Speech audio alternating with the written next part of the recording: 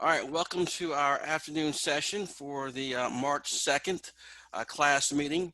If we are disconnected for more than 10 minutes during this session, please just check on your Canvas site a little bit later to get the information that we would have covered during this particular session. Okay, so where we are today, we're going to be doing our attendance check-in now. So at this time, please type present for your attendance in chat. If you did not sign in with your full name, be sure to include it in the message. I'll try to remind myself to do another attendance check-in a little bit later for those who may join us a little bit after the start of the session. And as we've done so far this semester, we start off the new session with reviewing what happened during the last session. So let's do that now. During the last session, we wrapped up our conversation on developmental psychology or lifespan development. Now, the lifespan perspective is development throughout life. We make that emphasis there because at one point, most of the development was thought to take place during our childhood. But we now understand a more lifelong perspective should be taken when it comes to our development. So we look at how we change throughout our entirety of our lifespan. We focused on that last class as well on adolescence development, the ways that we change. We focus on such things as puberty, where we become sexually mature and able to participate in reproduction. We will revisit that idea today as we go over gender and sexuality. We also talked about frontal lobe development, understanding that the teenage brain is not fully formed yet. It still has some development to do.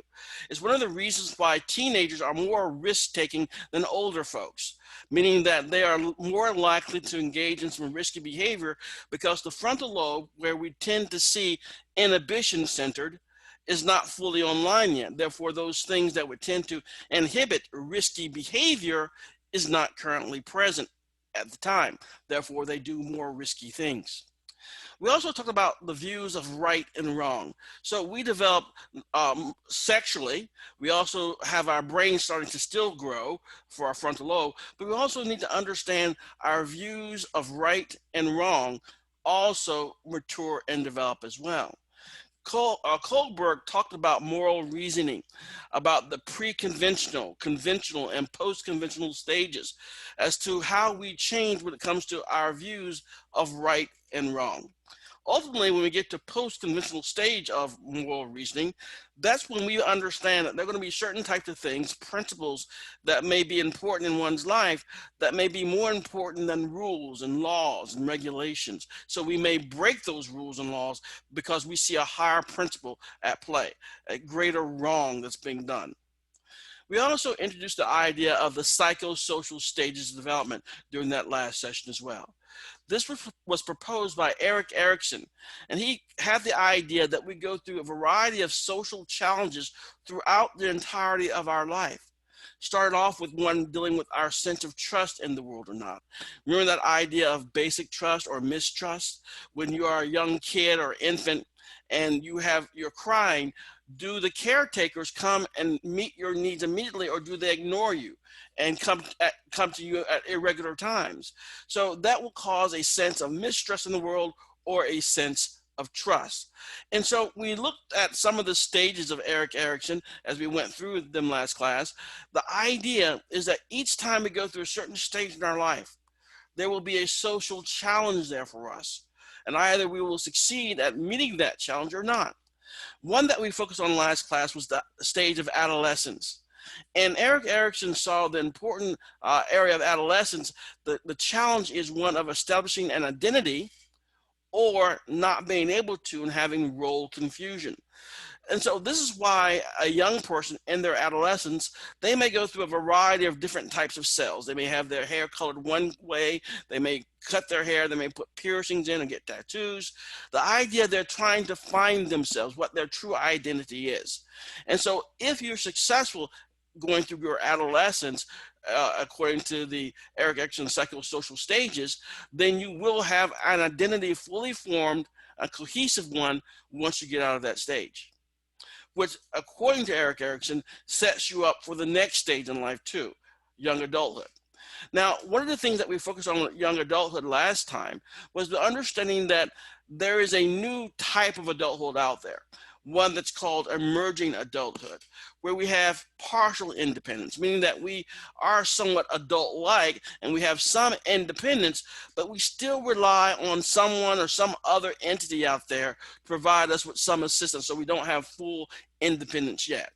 And this idea of full independence is the notion of full adulthood. And the other stages of adulthood, which were part of Erik Erikson's psychosocial stages, was young adulthood, whose primary challenge there is achieving intimacy. So again, once you go through adolescence and you have your identity fully formed and you know who you are, you have a greater likelihood of achieving intimacy with someone else. Then middle adulthood, where the main challenge there is something called generativity. Generativity is the idea of you need to feel like you're giving back to society. The society which you lived in for some time, you want to feel like you have participated in it. And generativity, this idea of giving back, is usually displayed by raising a good family or by doing a good job in your work. And then we had late adulthood, this idea of integrity.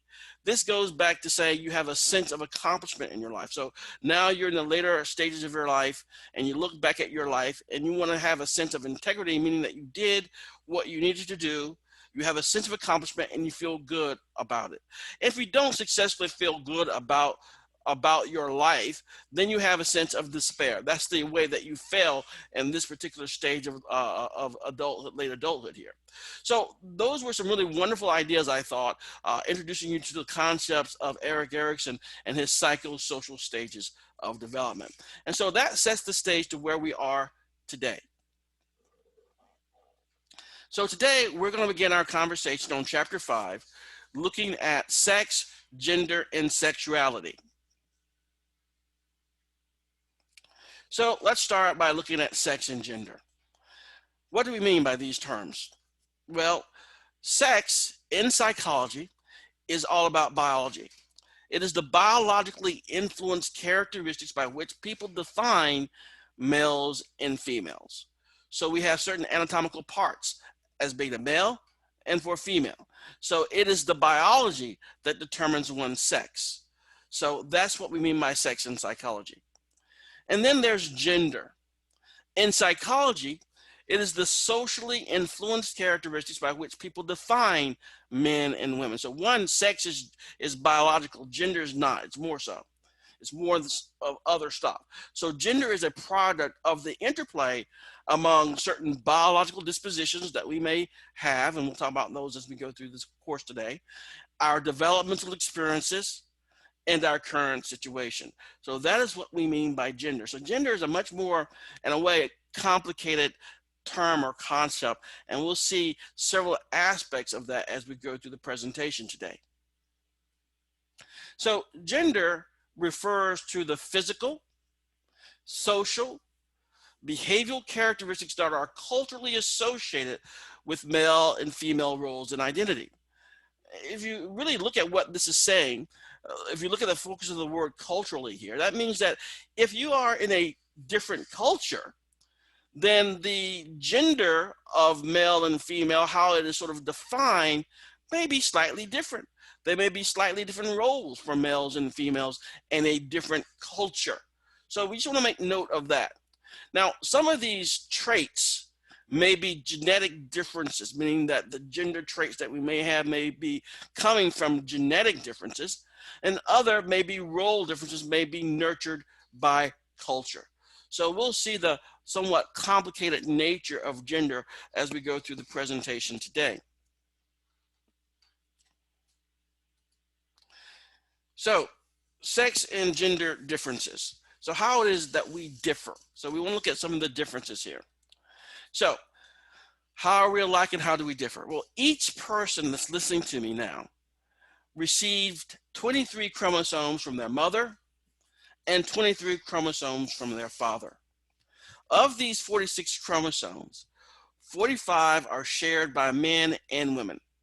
So ultimately we see that we are much more similar than we really think. So we have similarities in creativity, intelligence, emotions. Our opposite sex is in reality our very similar sex. Some differences we'll see in the upcoming slides are going to be in self-esteem, the age at which puberty starts, as well as things like emotional expression. So reviewing some of these ideas and re-emphasizing some of them again, let's look. Compared to men, women as a group on average, and this is not to say that every single woman will fit these characteristics or every single man will fit those characteristics, but typically we're going to look at compared to men, women as an average on a group have the following. They start puberty about 2 years sooner than their male counterparts. So that is why girls will start to develop more mature earlier than boys will. Females will tend to live 5 years longer than will males, have about 70% more fat, 40% less muscle, are 5 inches shorter on average again, express more emotion. Now, this is express more emotion. This does not mean that women are more emotional, just that they are more likely to express more emotion. Again, some of that may be cultural, meaning that females may feel more capable and more allowed to express more emotion than, let's say, the typical man would. They are more vulnerable to anxiety and depression, are less prone to such things as autism, which we talked about previous class, alcohol dependence, ADHD, attention deficit hyperactivity disorder, antisocial personality, which we'll talk about a little bit later, and suicide. Now, some of you may be aware about suicide a little bit. Let me explain a little bit more deeply here. When I say suicide, that means that they're less prone to suicide. Some of you may be aware of certain statistics out there. Does anybody know what I'm talking about when I say the statistics are, I need to clarify that there's a difference between the suicide that we're talking about here? Because when I say suicide, that means successful attempts at suicide. The reality of it is that females may tend to attempt more suicides. That's an attempt. But men are more successful at it. That's why they're less prone to suicide, because they may do more attempts, but they're not successful. Now, some other similarities here. Again, just want to reemphasize how similar we actually are. 45 out of the 46 genes are unisex genes. 45 out of 46 are unisex, meaning they do not have any male or female to them. They're just genes. So only one gene is the only thing that's really determining our maleness or our femaleness. So same body and brain structures and functions, okay? Similar levels of intelligence, knowledge, and happiness. So what we're seeing here, again, just emphasizing that in many ways we are very, very similar, males and females. And this one gene, this one different gene, the 43rd one, determines a great deal because of what it does. But again, we are very similar sex, so we're not that different. Now, another thing that I want to emphasize here is this. When we do comparisons between men and women, females and males, sometimes we make more about the differences between men and women than they're actually there. So if we look at this example is related to self-esteem, your sense of worth and feelings about yourself. Okay, so the difference between groups is small compared to differences within each gender. So if we look at the two curves here, we see the one for females and one for the males. We look at the very top where we'd say the average is for each one of these curves. They are really not that far apart. They're most likely not significantly different at all, okay? But we do see they are slightly different. But if we look at each group itself, look at the women, for example, the females, there are greater differences within each gender. So there are greater differences between, within the female curve here, between the females. So great differences, but overall, on average, very few differences, if you look at the average here, between men and women. So this means many women rate higher than the average man in self-esteem, as well as other measures as well. I'm going to just pause real quickly there to see if there are any clarifications needed there. I'm just trying to communicate the idea that sometimes we make much more out of the differences between men and women than actually are there. There are more differences between each man in this graph here and each woman among other women in the graph than there are differences between men and women overall. Okay. So that shows us and hopefully communicates the idea that, yeah, there are some differences, and we'll talk about some of these differences, but we need to also understand that we are not that different. Now, looking much further into the idea of these differences, and some of them can be a little bit more stark and a little bit more direct in some ways, the differences, because they're much more obvious. We have aggression. Aggression is any physical or verbal behavior intended to harm someone physically or emotionally. So physical or verbal behavior designed to harm physically or emotionally. That is what we mean by aggression, when someone aggresses. All right. Relational aggression is different. It is an act of aggression, again, either physical or verbal, intended to harm a person's relationship or social standing. Now, the idea, as we'll see as we go through some of these additional slides here, is that relationships are very important to us as human beings. But we also see a little bit later that relationships are going to be a little bit more foundational to one gender over the other. And we'll talk about that in a second. But relational aggression is the act of trying to hurt someone's relationships with others. And of course, one of the common things you could see about that is going to be like online bullying, where usually we'll talk about some young people. They are picking on one individual and trying to talk about them, gossip about them in order to try to separate them from their friends, destroying their relationships and their social standing they may have with others. Any questions or comments so far? Thought I heard someone wanting to speak up. Okay, so if you do have them, please send me a chat or speak up. Now, when it comes to gender and aggression, let's note the following. Men behave more aggressively than women, okay, and are more likely to behave in ways that harm others. This is not to say that there are not women out there who are very aggressive and who do try to harm others. That's true. And some would indicate that we probably see a little bit more of that in recent years. Okay, but the idea here is that overall, on average, men behave more aggressively than women and are more likely to behave in ways that harm others. This difference applies to physical aggression, so hitting, punching, kicking, rather than verbal or relational aggression. So what this basically says is this: men are more likely to get physically aggressive, not necessarily verbal aggressive or relational aggressive towards someone else, but more physical like. All right, so that's what we tend to see. And yet violent acts by women do occur, including acts of terrorism.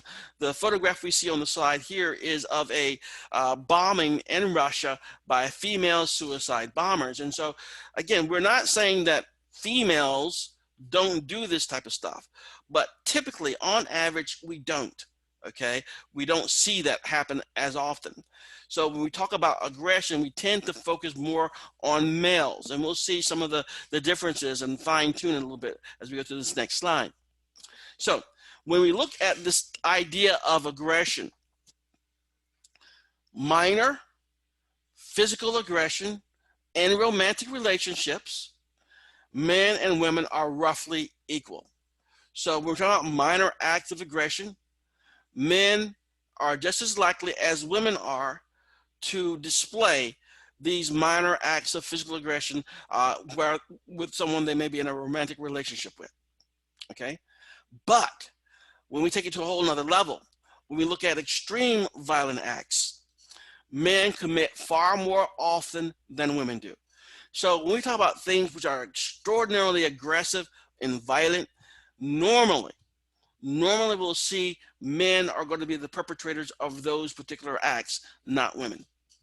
Now, other slight difference is going to be this: when it comes to relational aggression, women commit slightly more often than men do.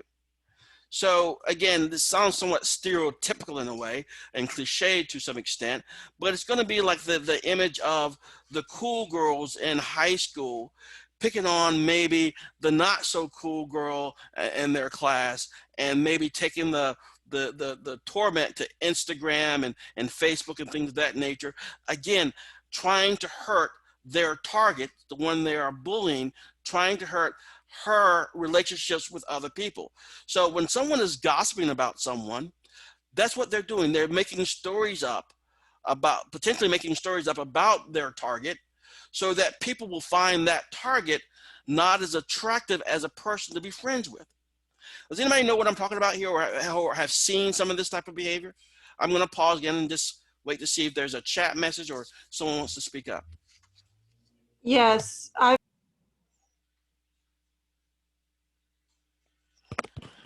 So someone did say yes, they've seen that type of stuff there. So the notion is that this stuff is real. And so we look at this type of stuff, particularly bullying. We've seen it a lot more in the news lately because it can have some very harsh effects where people commit suicide, or at least attempt suicide, because they feel hopeless and feel like they've been sort of segregated from their support base. And we'll see how important support bases are in a second, because our social connection to others is very, very important. Very, very important. We don't want to lose that. And it's going to be particularly important, as we'll see, when it comes to females. So let's look at social connectedness. All right. Now, these bullet points are just saying typically, on average, and it doesn't mean like for every single one, okay? But this is what it comes down to. Boys and men are often seen as independent, meaning that they can go on through life doing activities, not necessarily requiring or necessarily looking for other people. Girls and women are often interdependent, meaning that they have their close-knit friend or their best friend forever, and they are sort of connected with that person and rely and depend on that person. So what we see here, males, independent.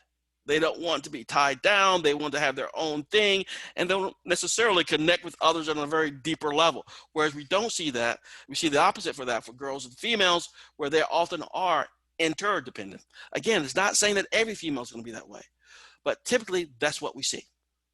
Then men tend to connect perception with action. See, do. That's what, very simple. See something needs to be taken care of, you do it. See a problem, you solve it. Women tend to improve social relationships. So their focus is not necessarily like see something and then take care of it by way of solving it. It's trying to improve the quality of social relationships that they have with other people. Men often prefer working with things.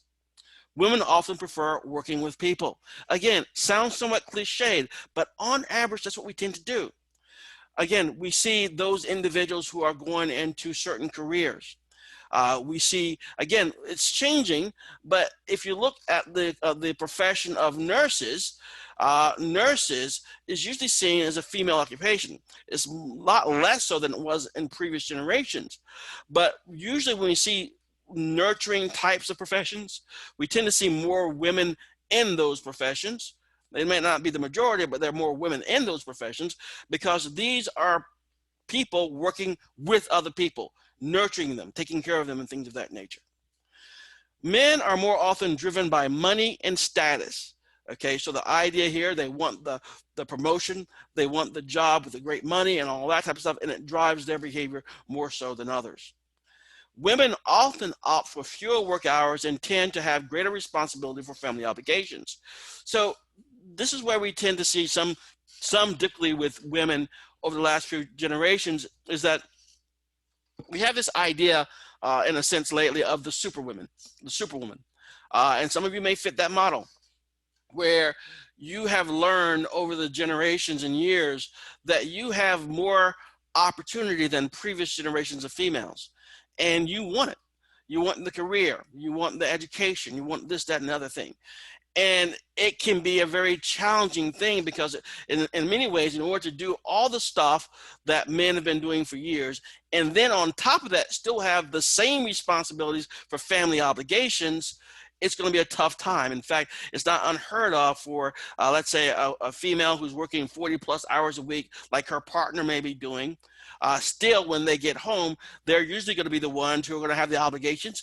I hate saying it, but to fix dinner, take care of the kids if they have them, those types of things. So those obligations are still there, especially in our society today. They're still there and usually seen as the female's responsibility, even from the female's perspective. So they have to do all that stuff working in the family obligations as well.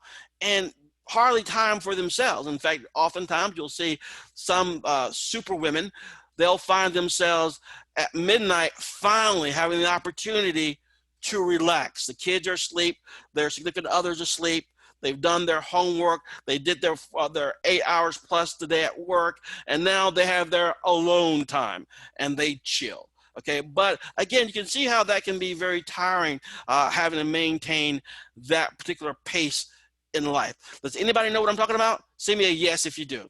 All right, so on top of that, we also see that women more often support others. We'll see this term, we've seen it already, we'll see it again here. They tend and befriend. Tend and befriend. So what we see is this natural tendency for women, not every woman, okay, but typically we do see it, that they see someone in need, they may have this inclination to want to tend to that person, to be a friend for someone. Okay, so all these bullet points that we've seen that sort of show the power of connectedness and how it is that we differ for men and women, boys and girls, males and females, these differences may subside the older that we get. So the younger we are, the more stark the differences may appear.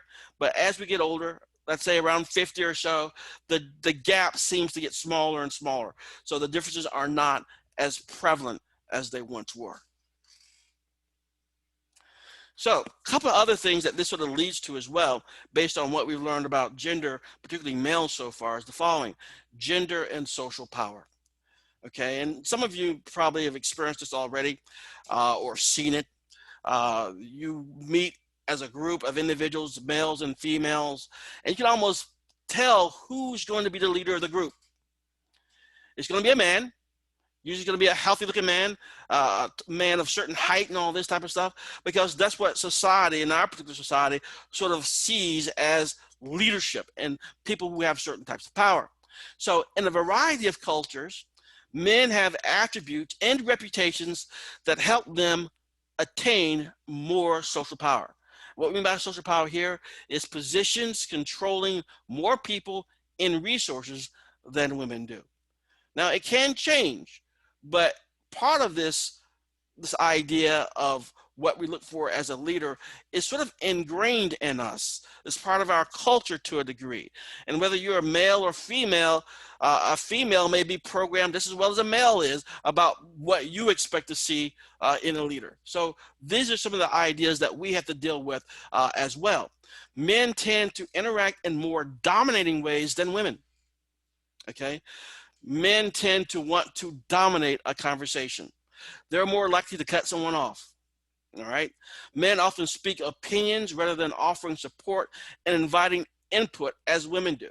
Now, I've worked for both men and women in my career, and I've seen it play out where if you sit down with a male leader, they'll often just go bam, bam, bam, bam. No input, no request for input or anything like that. Female leader, they may do that type of stuff, but again, much more inviting. Say, what do you think?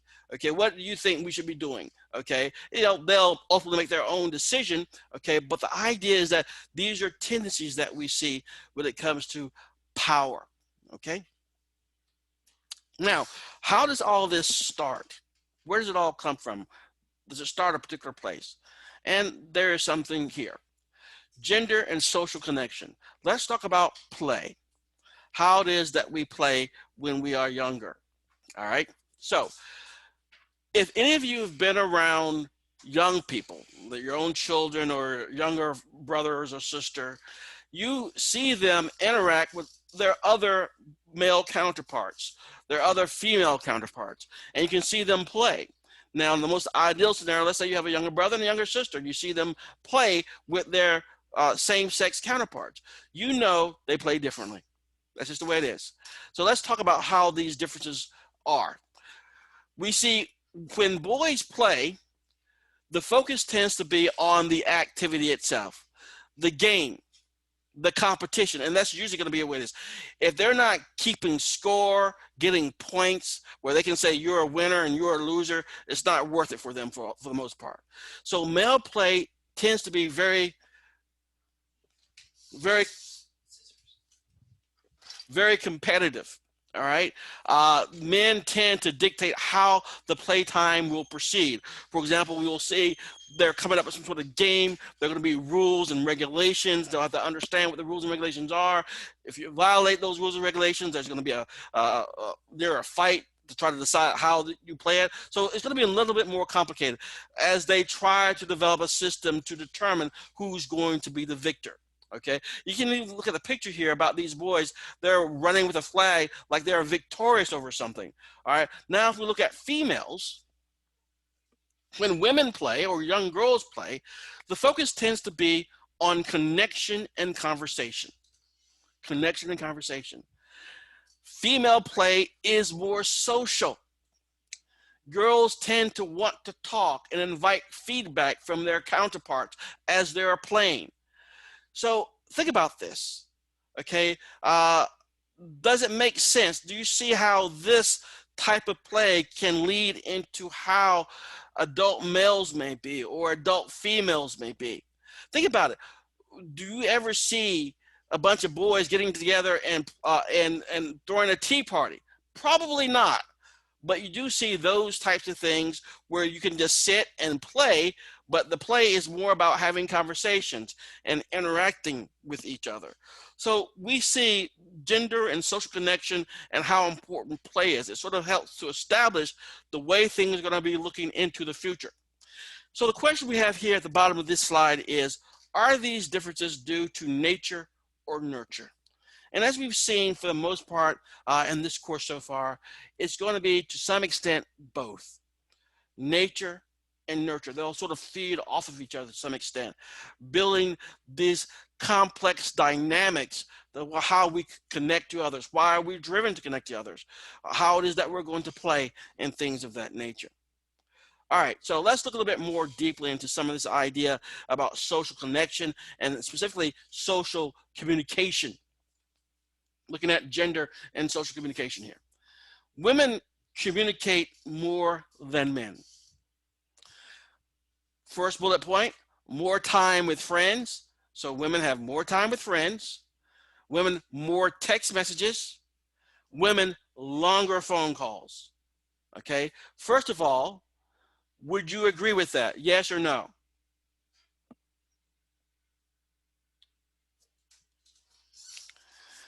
So what it comes down to is the following. However, men and women speak about the same number of words per day. So even though we have more time with friends as a female, females have more text messages and have these longer phone calls, they speak about the same number of words per day that their male counterparts do. So what fills in the extra time on those longer phone calls? It's one thing that everyone has some difficulty doing, but it seems that females may do it a little bit better than most, and that's going to be listening. Listening.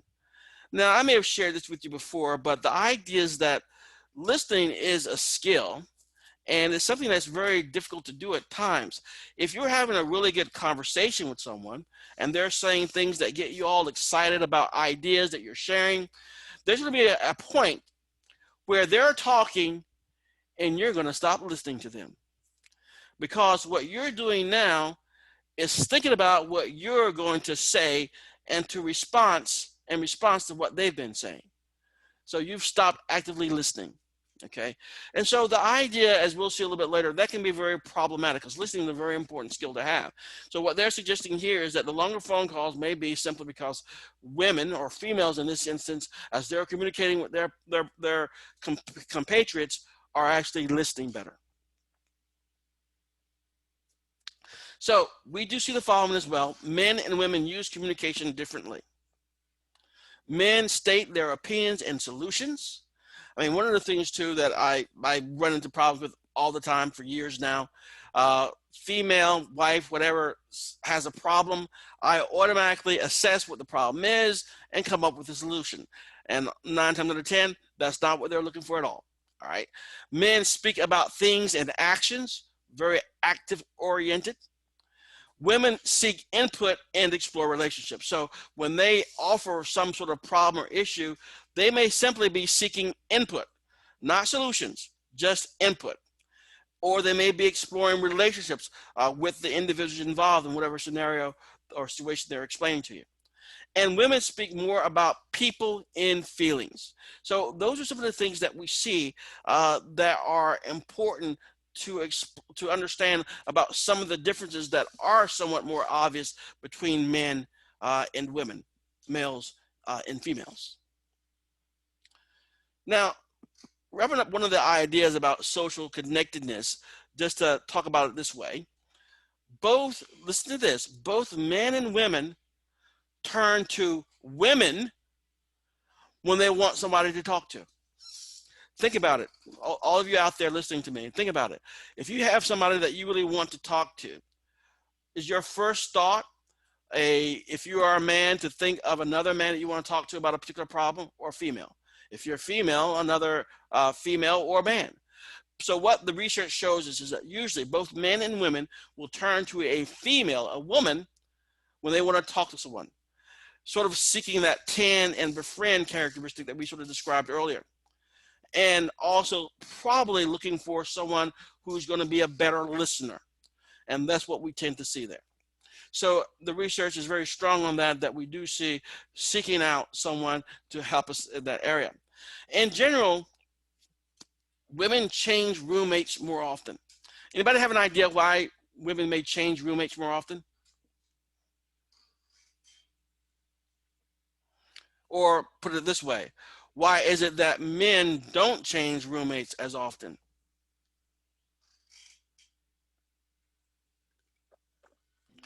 Maybe because the social aspect isn't as important, and so it's not as critical for men to disagree and still live in the same house. Exactly. They're so independent. As far as they're concerned, many men would say, I have a roommate. I don't see him, don't care to see him. Okay. And so for them, they're just sharing space. Okay. For women, though, it may tend to be because of this social connectedness and this idea of tend befriend. If the roommate doesn't work out, if you're not jiving, you leave as a female, because you're not just wanting someone to share space, you're sort of connecting to somebody. All right. And I know people who have been roommates when they were in college, they're still hanging out today. And we're talking about decades later. Okay. So the notion is that in general, women change roommates more often because they're the status of being a roommate means something. Okay. Whereas for men, it may not mean much at all. Okay. And so, as someone points out, hold grudges. Yeah. So if you are having some issue, females having some issue with one another as roommates, it may be a really tough time to try to continue that relationship as roommates. Women tend to have stronger ties to friends and family. That's just the way it is. I remember when I was much younger and I met my wife, I hardly ever sent any Christmas cards out. Okay, I just didn't do it. But again, once you get into certain relationships, and females tend to have to maintain the lines of relationships and family up much longer than men do, then we start getting to the habits of communicating with people. In fact, I see it also with people who have mostly siblings who are male siblings, but they may be one sister as one of the children. And usually the male siblings don't talk to each other directly as much at all, but they use their sister as a conduit of information as to what the other brothers may be doing. That's not for everyone, but the idea is that those things happen that way sometimes because females maintain those lines of communication much more readily than males do, because social connectedness is something that's very important part of themselves. And women are often more involved with religion as well. So again, it's all about how you connect to institutions, connect to other people, connect to friends, connect to families. So that connectedness is very important. Now, this should give you a better light and understanding of when someone is relational aggression against another female, one of the ways to really hurt another female is to destroy their relationships they have with others.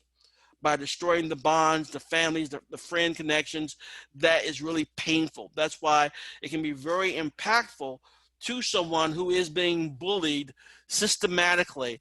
And if their friends, their former friends, are falling for the bullying and sort of ostracizing themselves and separating themselves from that target of the bullying, it can be very problematic and very impactful, and can even make someone physically sick when that type of stuff goes on. And we'll see more about that in a later chapter. All right, so that takes us to this notion of social connectedness and how important it is based on gender. So now let's look at the biology of sex. Biology does not dictate gender, but it can influence it in two ways. Genetically, males and females have differing sex chromosomes, okay? That 23rd one that I mentioned earlier. That's the thing that tells you whether you're going to be a boy or a girl. And also, physiologically, males and females have differing concentrations of sex hormones, which we talked about in the previous chapter as well, which trigger other anatomical differences. Okay, what types of sex organs you're going to make, what characteristics are you going to have. Okay, this is going to be determined, one, by the sex chromosome you have, and then by these sex hormones that are released at certain points in time during your development to produce you the way you are today. So the biology of gender. What biologically makes us male or female? It begins with that 23rd pair of chromosomes that looks like XX for female or XY for male. Testes develop, and at 7 weeks, the testes produce a flood of testosterone. So this is for male development. Hormones will then guide the development of external sex organs. So looking a little bit more at some of these ideas, we see that there are going to be brain differences during the 4th and 5th month of pregnancy. Sex hormones bathe the fetal brain.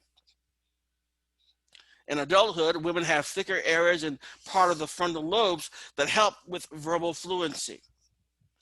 There are also differences in the amygdala, hippocampus, and the ratio of cell bodies to axons.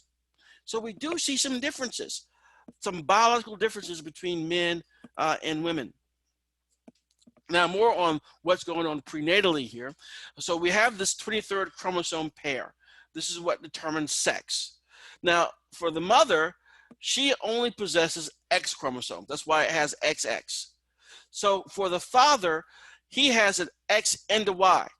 So it's going to be the unique contribution of the father, X or Y, that's going to determine the sex of the offspring.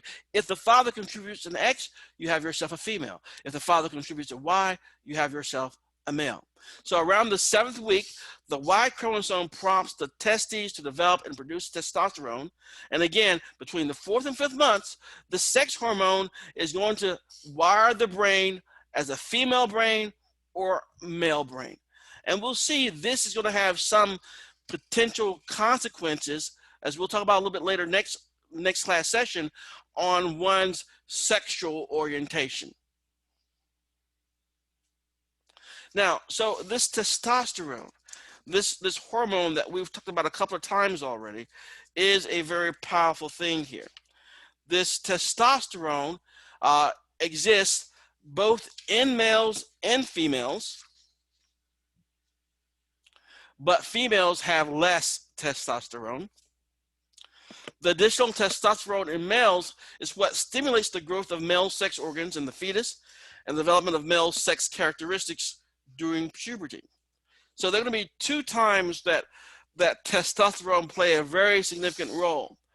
One is going to be before you're even born, where the testosterone, the amount of testosterone there prenatally will develop your brain into a male brain or a female brain, so to speak.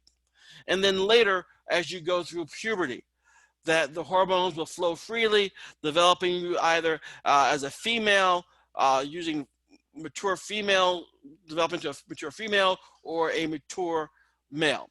So the idea here is that the sex hormone is going to be very important at those particular times.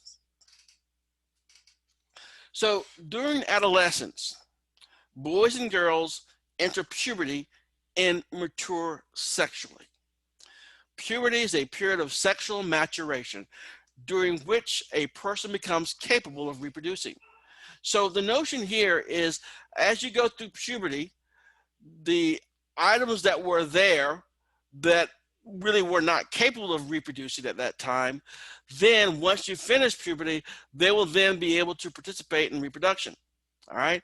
So we see a great deal of physical differences are going to emerge during this usual 2-year period where we have rapid physical development and a triggering of surge of hormones going through the body, developing into primary and secondary sex characteristics, and they develop drastically.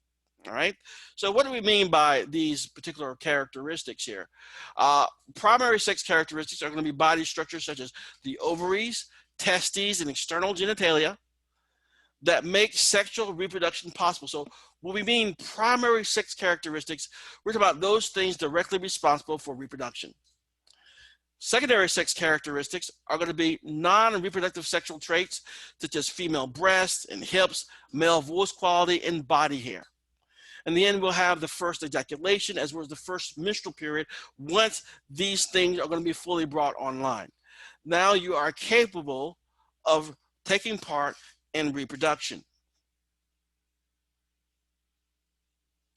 So here are some of the primary sex characteristics, the reproductive organs, and some of the secondary characteristics, body hair, changing voice quality, and things of that nature.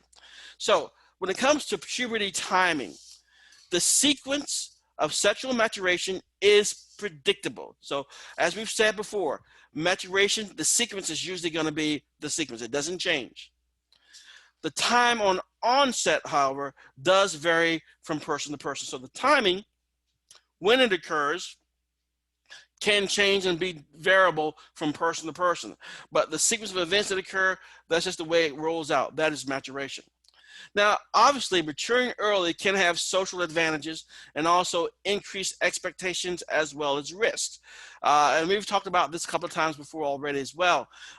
We have people who can develop and mature physically easy enough, and they look, for all intents and purposes, and usually we talk about females, since females do mature earlier, they can at all outward appearances look very adult and female-like, okay, like they are mature. But emotionally, that has nothing to do with your physical appearance. You can have somebody who's physically mature, but emotionally immature. And so that can cause quite a bit of issue as someone is physically developed before they are emotionally capable of dealing with their new body.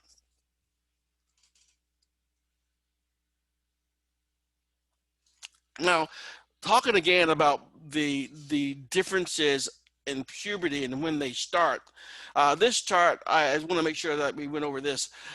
So we can see the red line here, girls have an earlier start at puberty.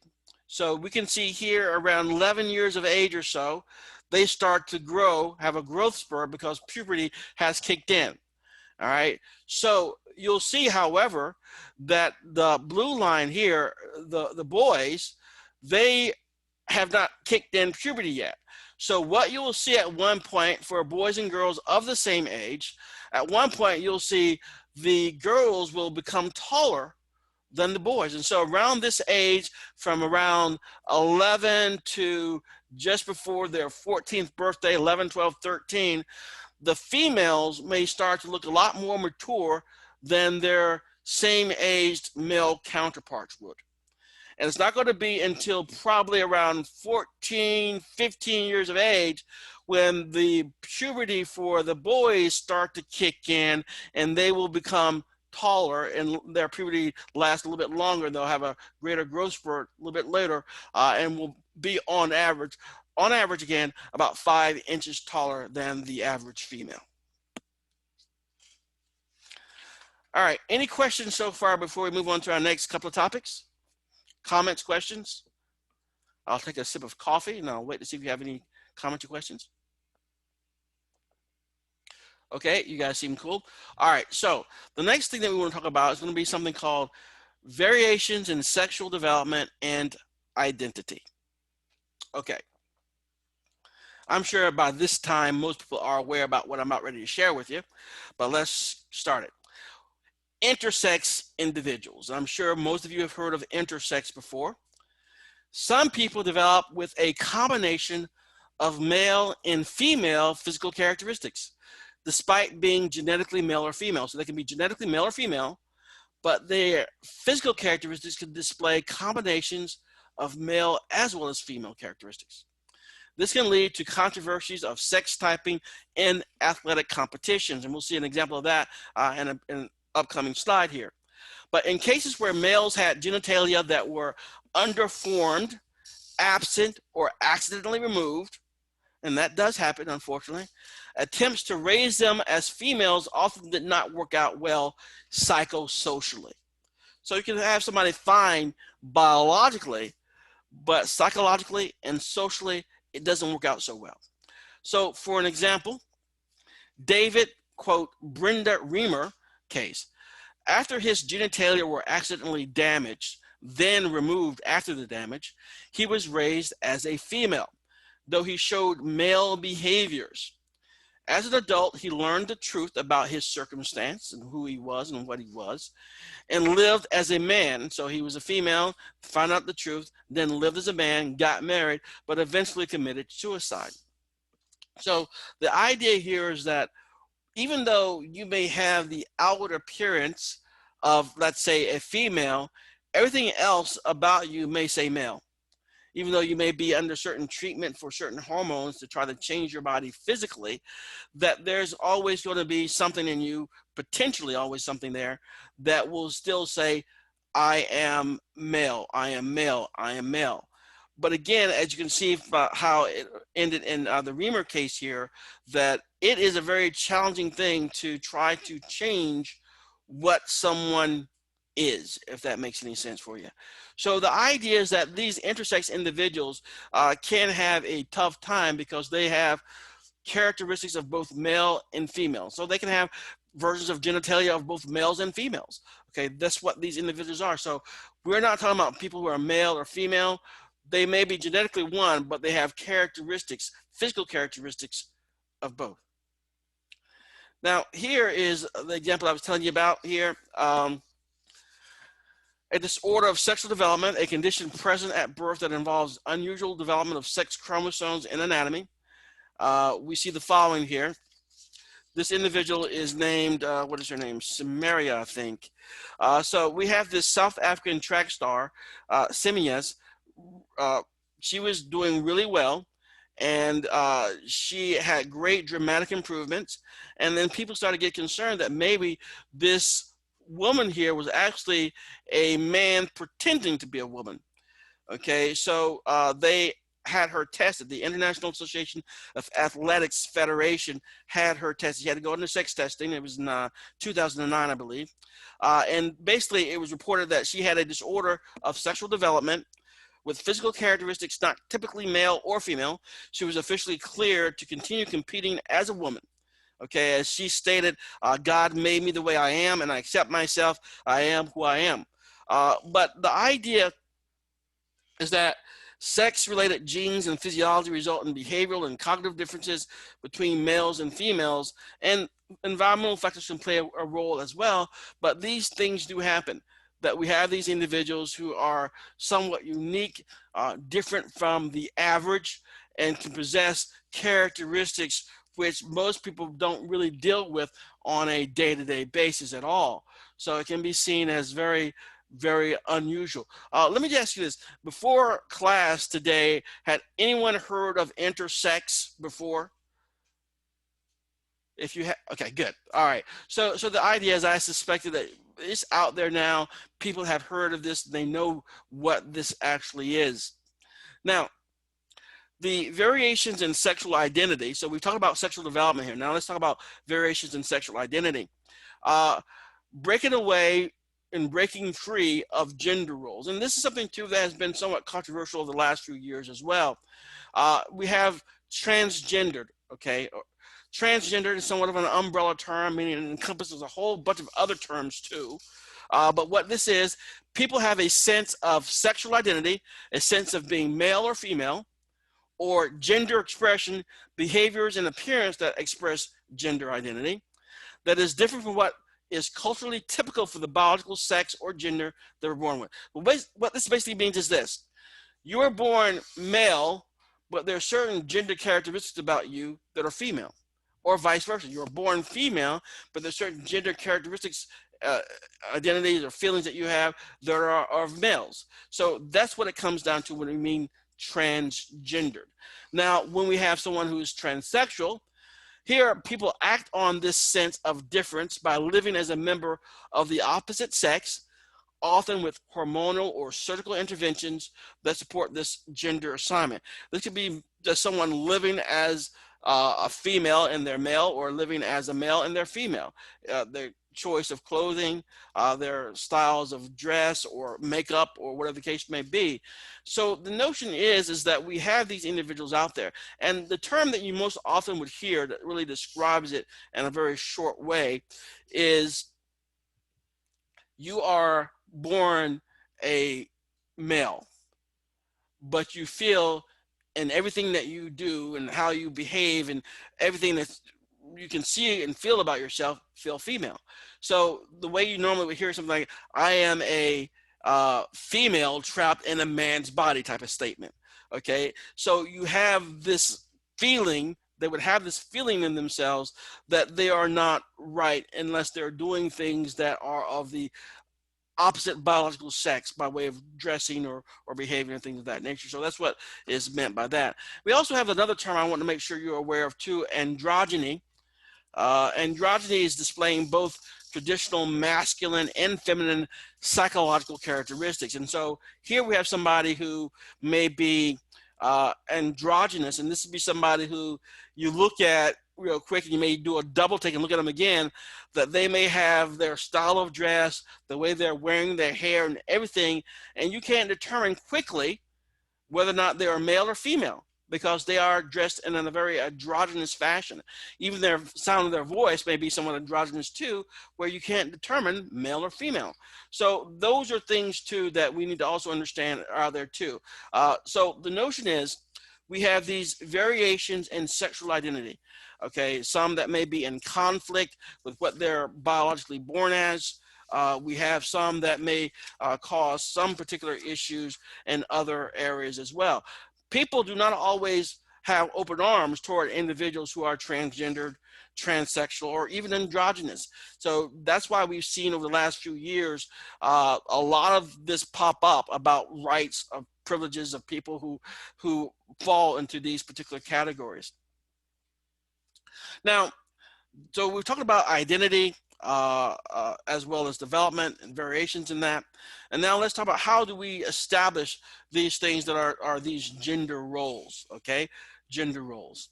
All right, so first of all, we need to understand that gender is influenced a great deal by culture, okay? So what the rules are for a particular gender, the society will say to some extent. A gender role are the behaviors expected of people related to their identity as men and women. Gender identity, one sense of whether one is male or female, including a sense of what it means to be that particular gender. So what happens is this: does culture define which behaviors fill a gender role, or does the role affect the culture? We can probably assume a bi-directional arrow here, that they are influencing each other. So gender roles in culture, expectations may vary. In North American societies, men have been providers, women were caretakers. All right. In some societies, men and women share more in child rearing and accumulating resources. Gender roles have simplified yet constrained choices for men and women. So, what you do as you were growing up, what you were going to do with your life, what types of activities you were going to get involved in, were going to be established to some extent by the gender roles that you see available to you. What do boys do? What do girls do? What do men do? What do women do? Those types of things.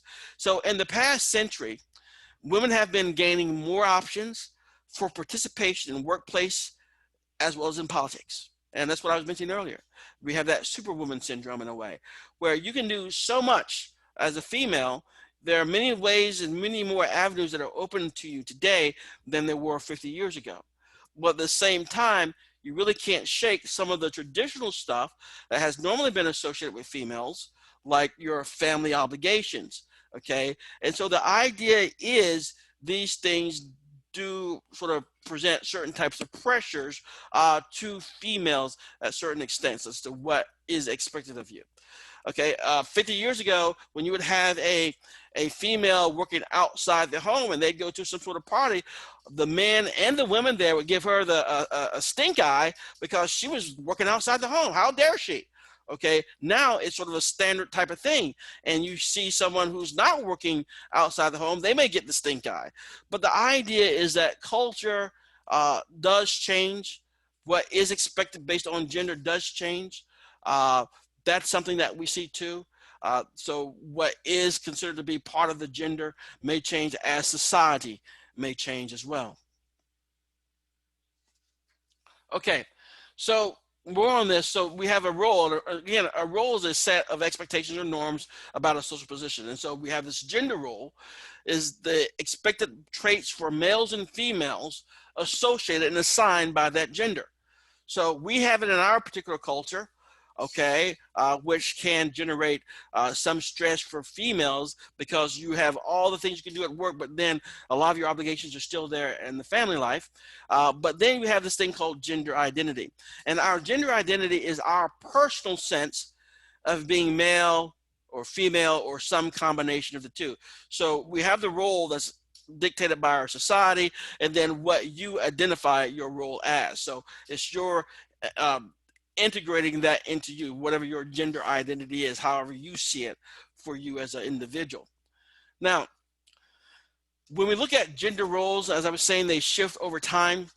A century ago, American women could not vote in national elections, serve in the military, and this last one's always a kicker.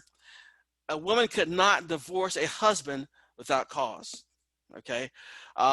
Also, many don't realize this too, but a long time ago, even more recent than this, that a woman could not get a loan from a bank, could not buy a car or a home without having a male co-sign with her. So things have changed drastically over the last few decades and generations, but these things do shift with history. Now, gender roles vary from one place to another. We have nomadic societies of food gathering people have little division of labor by sex because there wasn't a need. Okay. Agricultural societies a long time ago, when they developed agriculture, started having farming and things of that nature, is when we started to see gender roles start to develop more starkly. Okay. Because women would typically work in the nearby fields and men would roam while herding livestock, assume more distinct gender roles. Think about it. If the men folk are going out with the herd and all this type of stuff, they're away from the home a lot. Therefore, women had to stay around the home, take care of the things there, particularly if they had children. So the gender roles became much more distinct and much more something that became part of their particular type of culture. So we have these gender roles out there. How do we learn this type of stuff? Where do they come from? How do the little boys learn boy things and little girls learn girl things, and what the rules are? So how do we learn our gender identity, our personal sense of being male, female, or some combination of the two? One of the ideas, and we'll see this pop up a time or two in this course, social learning theory. And social learning theory proposes social behavior is learned by observing and imitating others, and gender linked behavior and by being rewarded or punished. So when you see the little boy pretend to shave like he sees his father shaving in the mornings, we probably give them give them a nice little or pat them on the head or give them a hug. They have just been rewarded for imitating their dad. Okay. Now, if they imitated their mother putting on makeup and it was a young boy, they may not be rewarded. They may even be punished by some fathers who would see something like that. So social learning theory just basically says that we learn through our social interactions with others by having certain behaviors rewarded and certain behaviors potentially punished or at least not rewarded. Then we have gender typing. And gender typing is the acquisition of traditional masculine or feminine role. It varies from child to child, which indicates there's a more to gender typing than solely observation and imitation. So it's like when someone takes on whatever gender role that may be assigned to them. So how do we learn about this? One more other idea I want to share with you. And we talked about this during the last class session. Learning to be male or female involves feeling and thinking. And we talked about the formation of schemas before, okay, with Jean Piaget. The formation of schemas helped children make sense of their world. So as a little boy is growing up and a little girl is growing up in a house with people coming in or out, they're putting together what mom does, what dad does, what does grandma do, what does grandpa do, and all this type of stuff. And they're making connections. They're trying to understand the world. And so they may develop these schemas, these gender schemas from early in life and organize all of their experiences into male and female characteristics. So when you give your little nephew a pink toy, he may look at you like you're crazy because that's a girl's color, okay? Because they have it already in their gender schema. What are male and female characteristics? What are the type of toys that girls get? What are the type of toys that boys get? And even what are girl colors and boy colors and those types of things. And then we have gender expression. It can be seen as children drop hints in their language, their clothing, their interests, and possessions. So a few years ago, they did an experiment in which they had a bunch of toys, some that were considered to be neutral, gender neutral toys, and some toys were boy toys and girl toys. And they had a bunch of kids of the appropriate age, and they would just let them there, and they would say, select whatever you want. And do you think did the boys always select boy toys and girls always select girl toys? What do you think? Yes or no? So given the opportunity, there's all sorts of toys. What we actually saw is that they would tend to go to the girl toys, the girls would. Boy toys, the boys would. I don't know if it's changed recently, but what it comes down to, at least to some level, we are communicating to children really, really early on in some way, usually maybe through television, even movies and whatnot, what is expected as part of their gender schemes that they may have.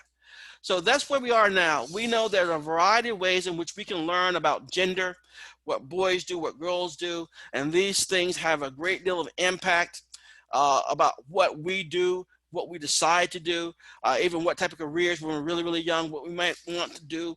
So these things have a great deal of impact on us. And so what we'll do is when we get back here on our next session, we'll pick up where we left off, and we'll be talking about such things as hormones and sexual behavior itself, and things of that nature. But I want to make sure that you are aware there's a few videos that are available to you for this particular week for this session.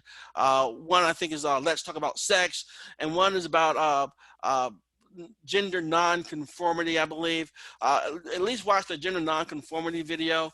I may mention it again when we get back here on Thursday, but we're going to talk about a variety of things, including, for example, sexual orientation and some of the theories as to what may have a great deal of impact on one's sexual orientation. And again, most of the research out there tells us that it has nothing to do with the environment, that it seems to be somewhat biologically rooted, whether or not someone is going to have a sexual orientation for the same sex or for a different sex. All right, I'm going to pause there to see if there are any questions or comments at this time as we start to wrap things up for today's session.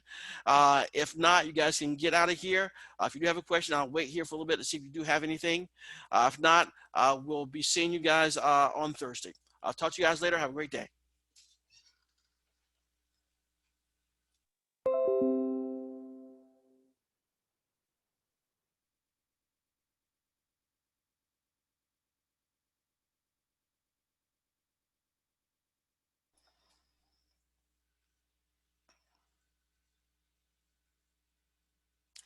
Okay, you guys seem to be skedaddling, so I will see you guys later. And again, if you did join us a little bit later, please be sure to send me that you are present today. I'll stay open for another minute or so. All right, have a great day, guys. Bye.